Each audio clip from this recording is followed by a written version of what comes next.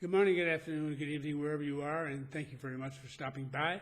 This is the first of two this weekend. This one will be the shorter one. It will relate to COVID and what we're doing with the virus here. I don't like to put that into other videos that might be useful 6 months from now or a year from now or whatever, if I can possibly avoid it, because it simply isn't going to be valid at that time. So we'll just stick with what we've got here and do a separate video on it for this particular week. We're doing well. What can I say? Things have really gotten a lot better here, and we have had dropped practically all the restrictions on movement. We had curfews. Most of those now, I think almost all of them are closed down. They only continue them in communities where they've had outbursts of cases. And until they get those under control and things are back to normal, they will remain in curfew, but that's practically nothing. It's not going to affect you in any reasonable way. Our stats are great. Our statistics are where they should be. We had a really rough start, in part because Pfizer didn't get around to sending us anything until substantially after many others, but that's just an excuse. The fact is that we had a big order in, we were all set up for it, it just did not come. Why it didn't, you have to talk to Pfizer, but it finally did come. When it did, we were well organized, as I've mentioned in past videos. It's just been a spectacular effort, and everybody has worked together on it.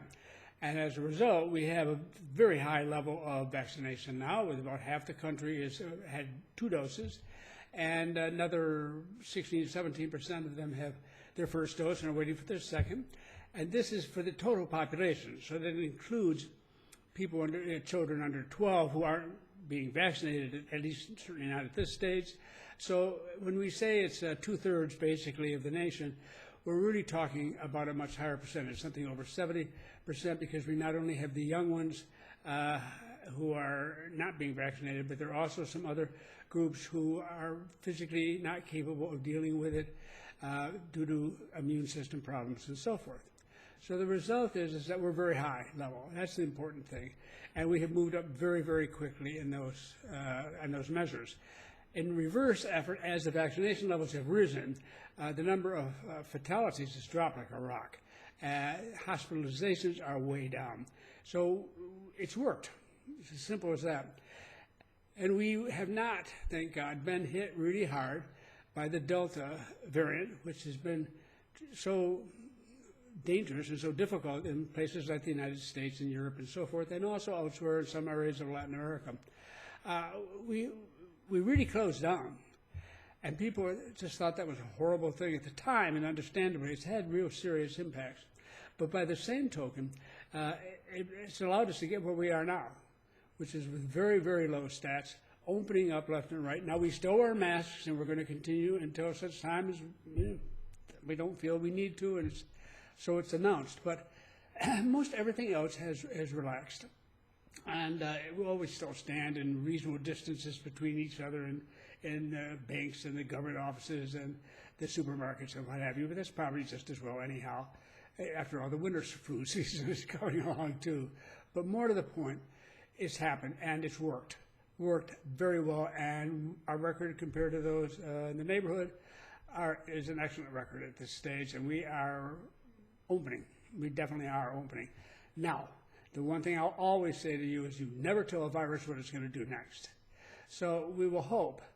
Although so far, whenever we've opened up, we've let people in, as I mentioned to you a couple of weeks ago, with a soccer football game for people from Costa Rica, and then followed by people from Mexico.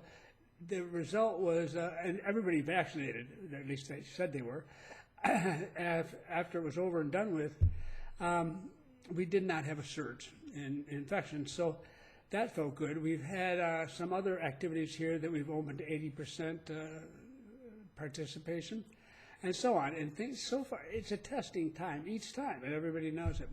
So it's working out for us, and as long as it's working out for us, and we're going to keep doing it until we are that comfortable. What we have not done is completely open up to people coming in from outside. So in the section underneath the video, in the description, I'm putting in again, I try to remember to put it in each time, the web address of the government agency, which explains what requirements are for foreign travelers coming into Panama.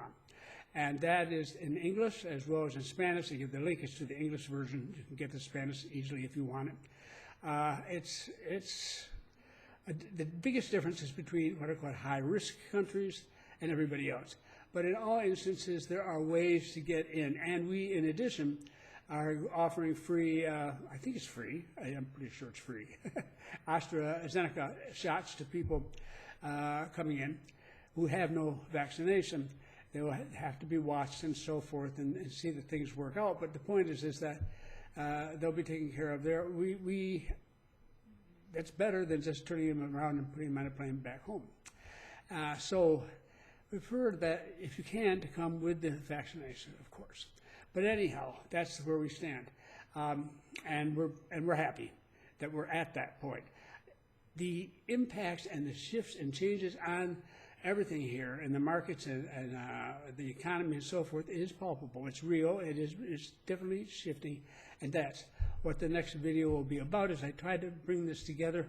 And I also discuss some conversations I've had with people outside Panama who are involved with the day-to-day stuff in finance and investment and so forth to get their sense of what it's like seen from outside. And I'm just going to give just a general overview of this in my next video, but not today. Today is strictly a matter of the virus.